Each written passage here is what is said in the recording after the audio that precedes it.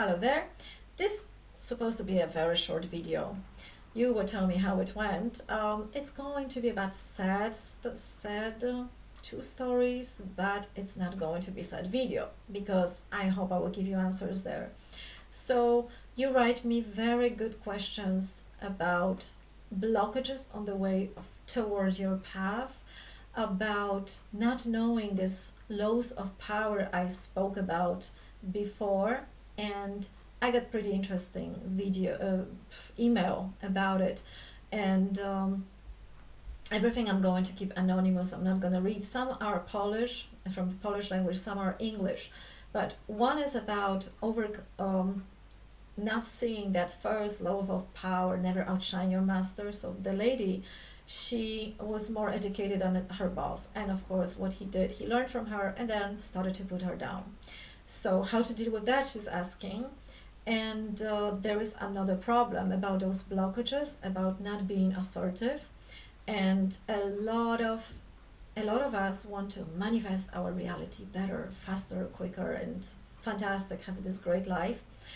And how to do that if there is all these things in the background. Another thing is traumas, big huge topic, and I have another one also anonymous. I'm not going to share, but this is true, absolutely true, that traumas, and find me one person out there who didn't go through any trauma in life. We all have traumas.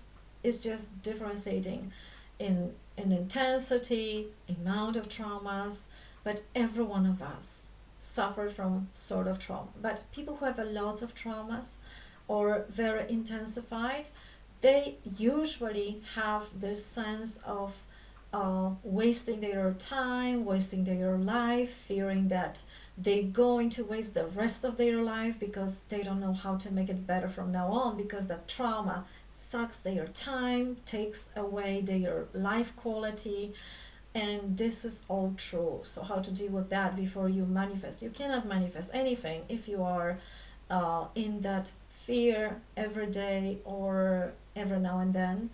And even that first step we were doing already, meditation, relaxation, just to be clear, this is not manifesting. Meditating, when you hear those very good videos online that people's voice slows down and now you breathe in and now feel blah blah blah, so this is good, this is very good, but this is not manifesting yet. This is putting your in a state alpha where you can relax. Manifesting takes quite dynamic focusing and everything speeds up there. So this is something else, and I'm going to create a video about it, but now I'm going to answer how to we step backwards.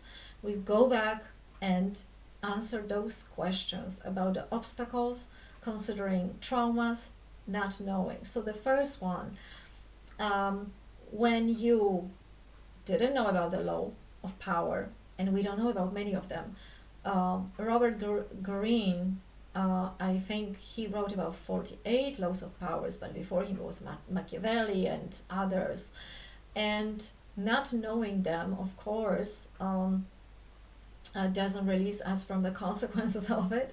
So unfortunately, a lot of it still works. And if you heard that other video about influencing power, I recently did, and it's a little bit more quiet, so please use your headphones when you listen to it.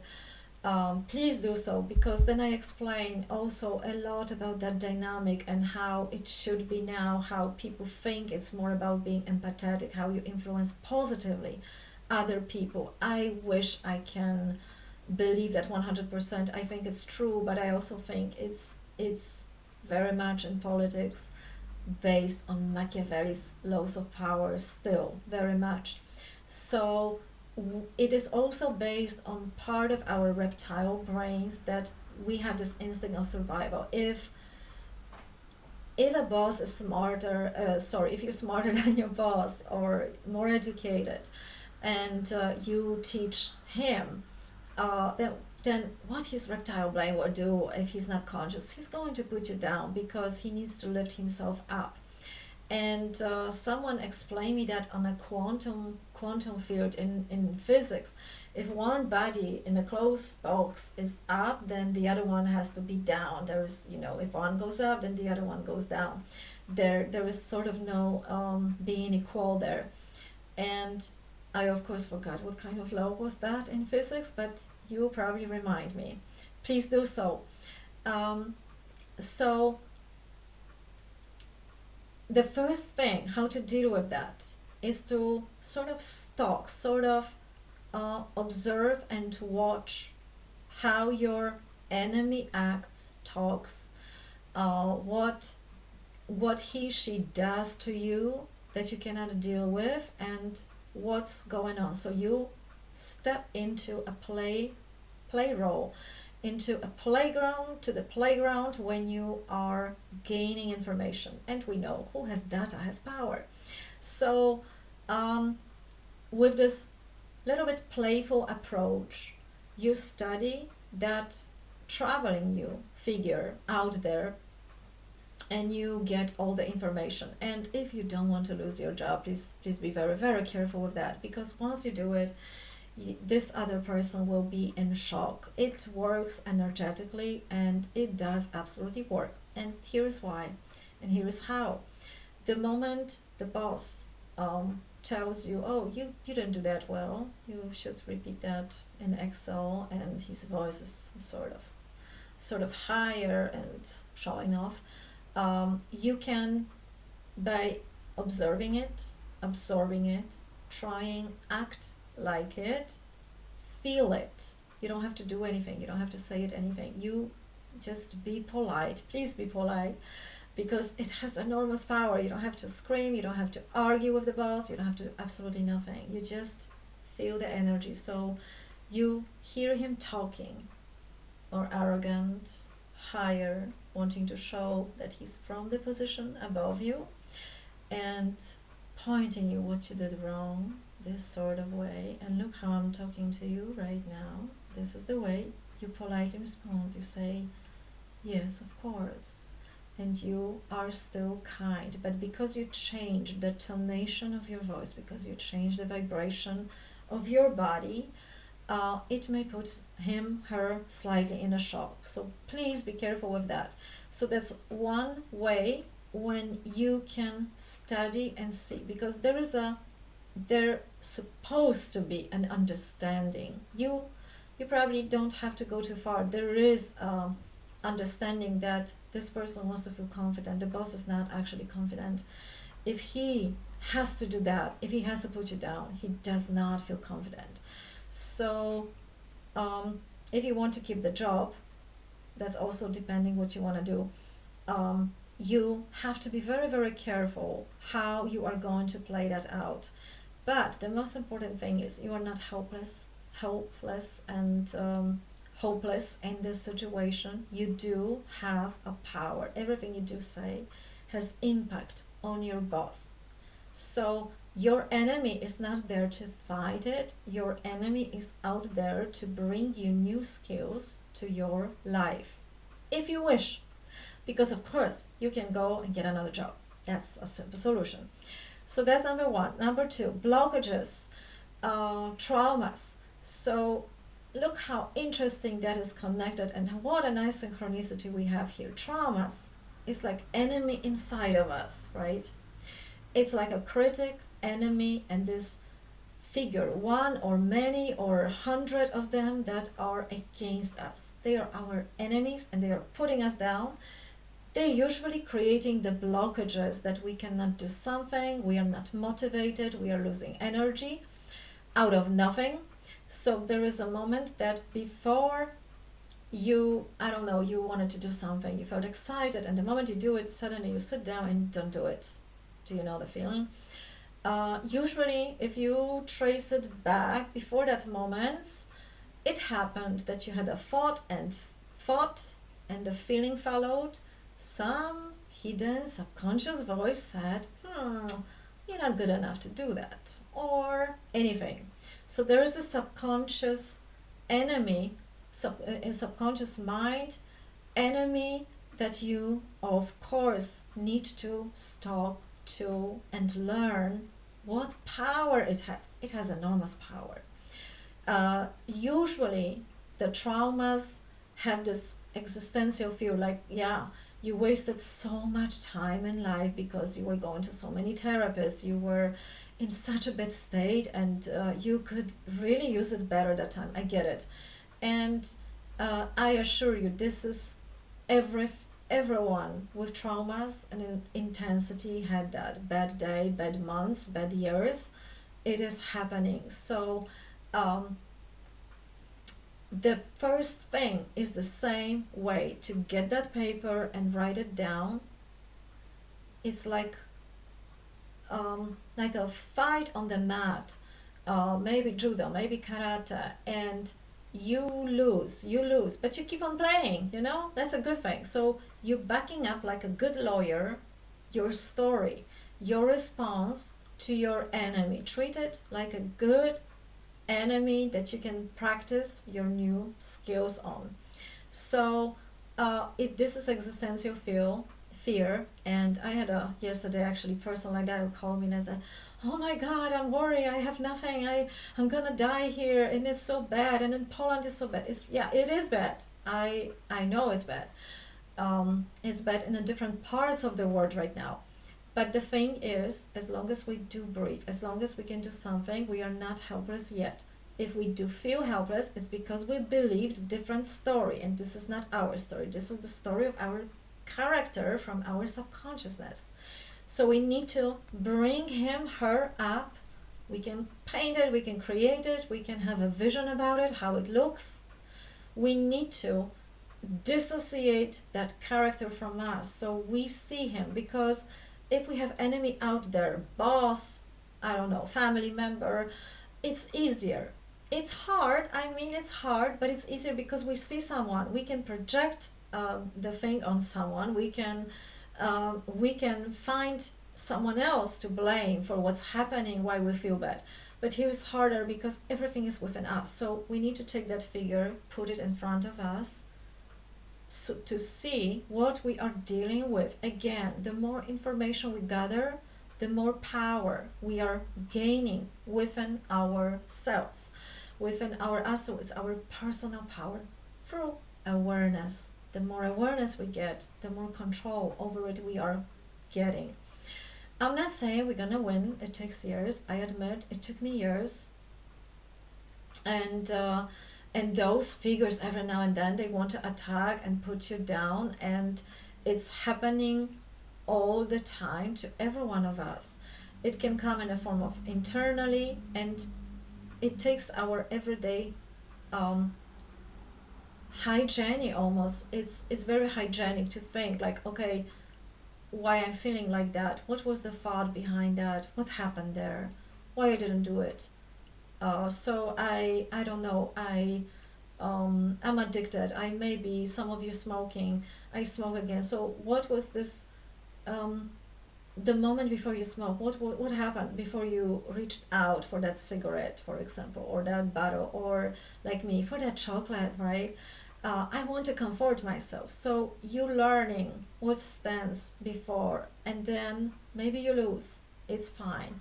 But you gather the information step by step, and you start to talk to that figure. You face it differently every time.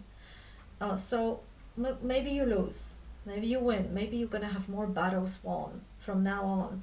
So let's actually take that example.